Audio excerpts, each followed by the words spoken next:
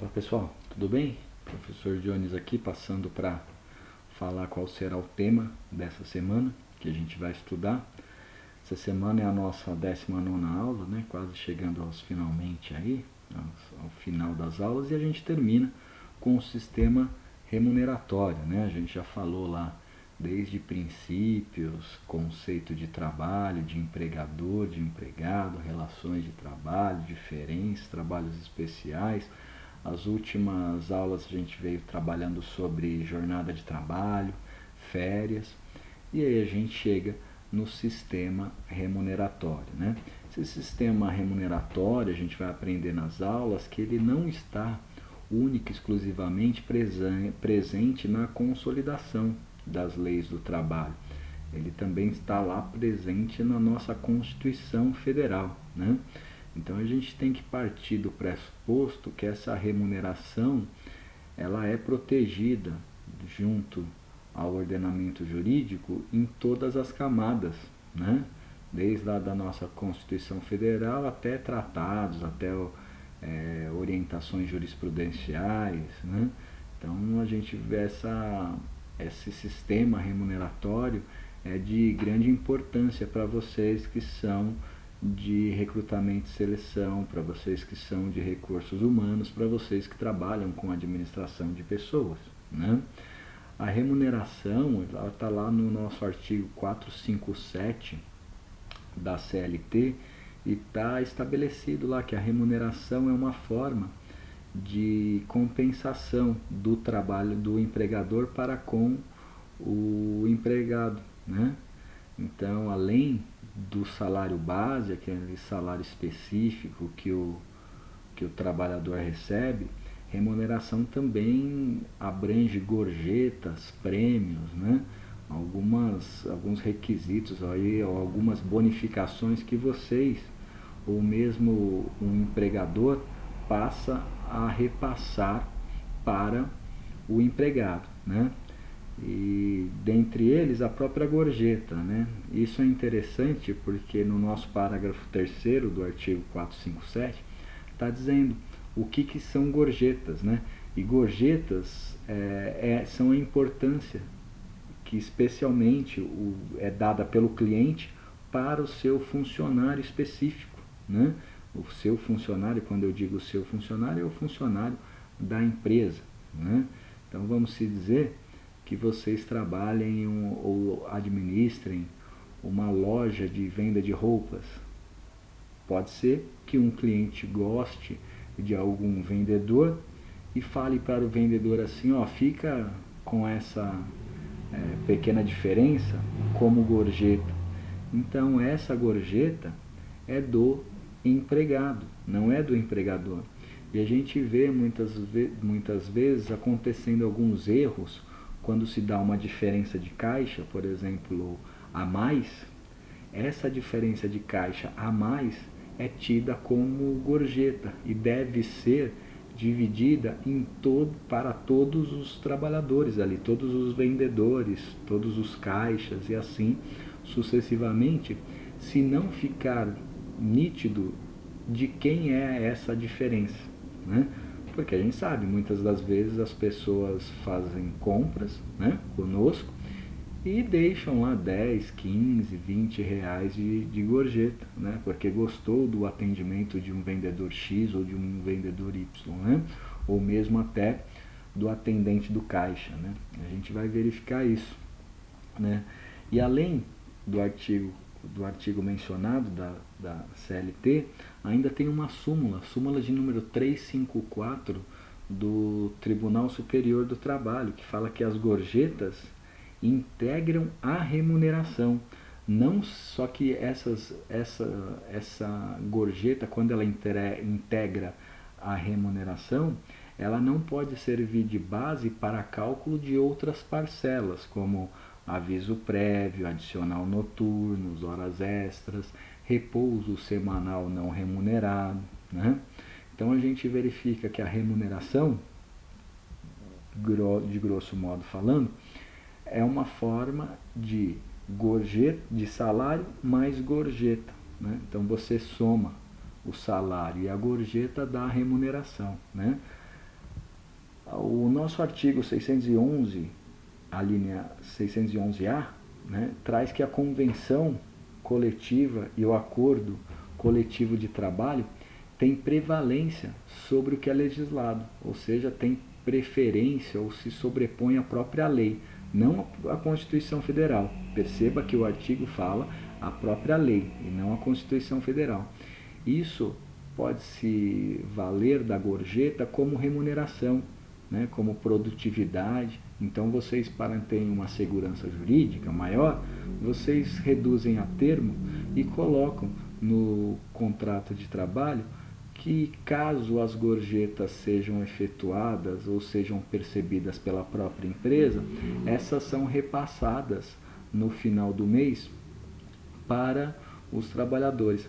A gente vê muito isso em restaurantes, né, na atividade, nessa atividade do ramo aí de alimentos, principalmente dos restaurantes, a gente vê que muitas das vezes, ao final do mês, tanto os empregados como os caixas, os balconistas, eles recebem, até inclusive até os valets, eles recebem um salário diferenciado por causa das gorjetas que é recebido a título, que é repassado pelo restaurante, que é recebido pelo restaurante, né? A gente vai falar também sobre o piso salarial, a gente vai falar sobre o salário noturno, a gente vai falar sobre a gratificação natalina, ou seria aquele 13º salário, que é de cunho obrigatório, tá?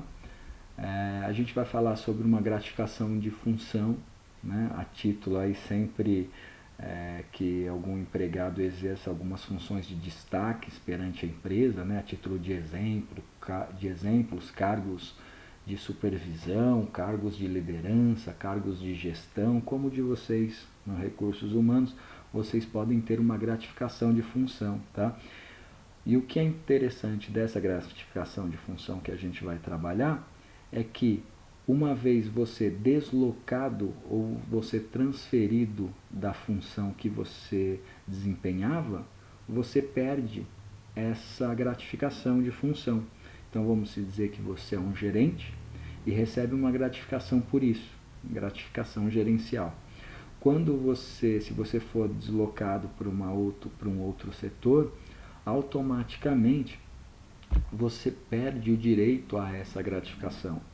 Essa gratificação não é um direito líquido e certo, não é um direito adquirido, tá certo?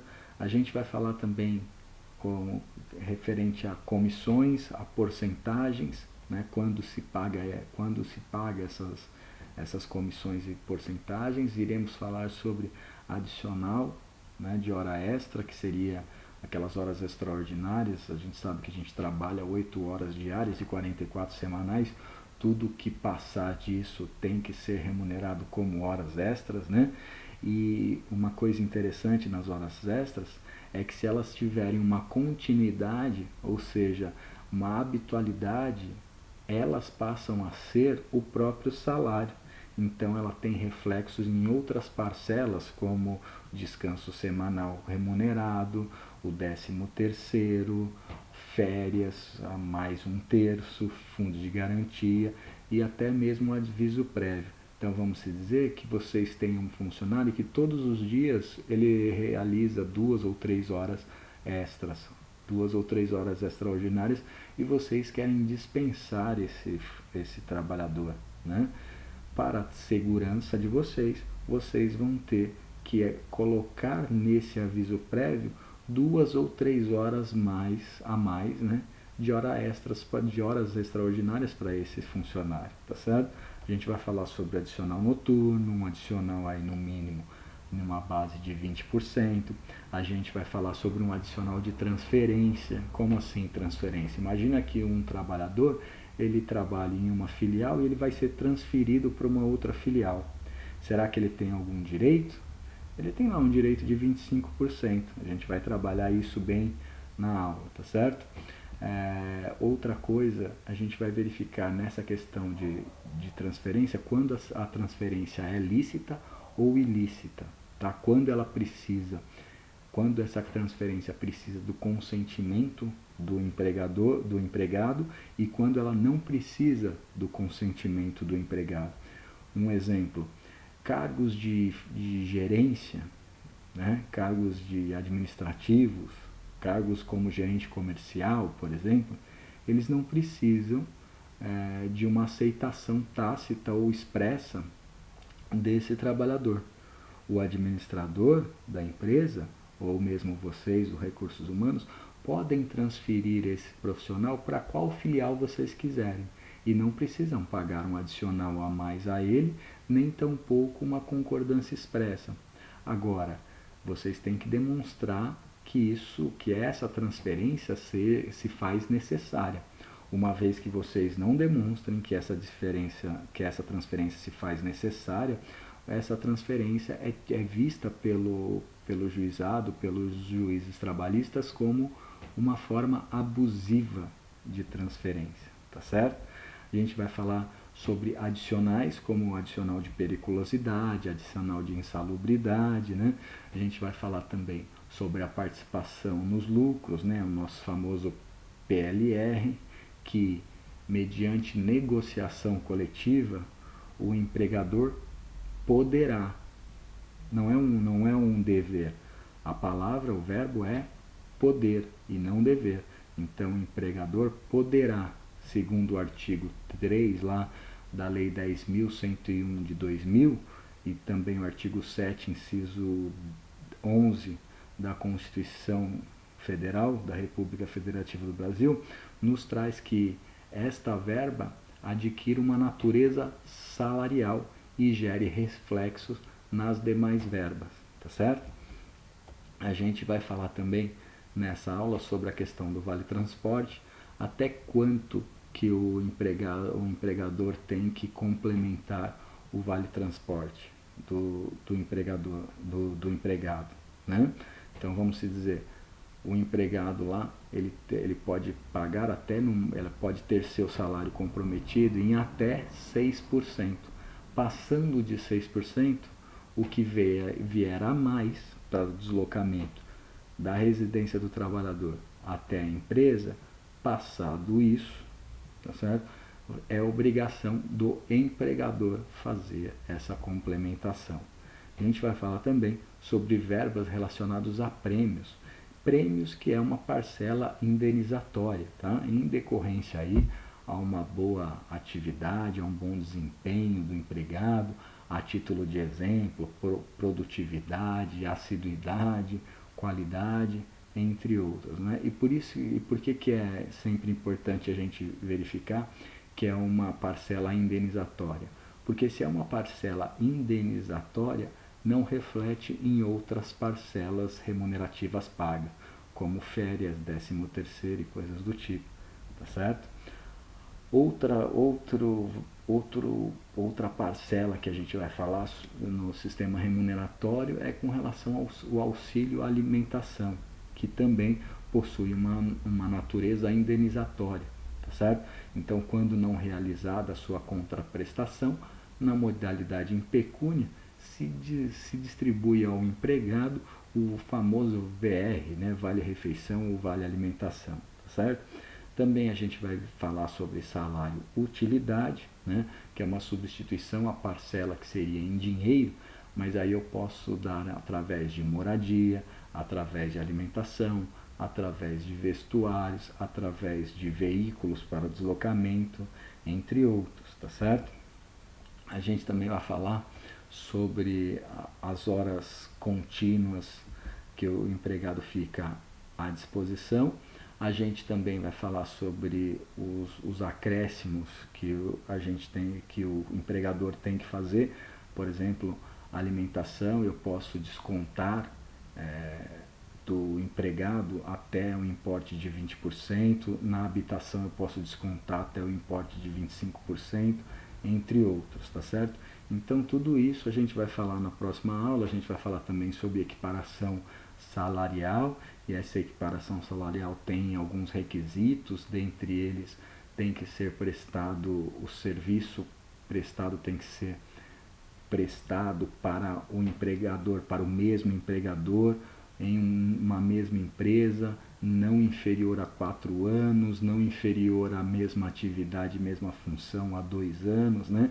Quando eu tenho uma pessoa que quer receber o mesmo valor que uma outra pessoa que já está há mais tempo na empresa, a gente vai falar tudo sobre isso, tá certo?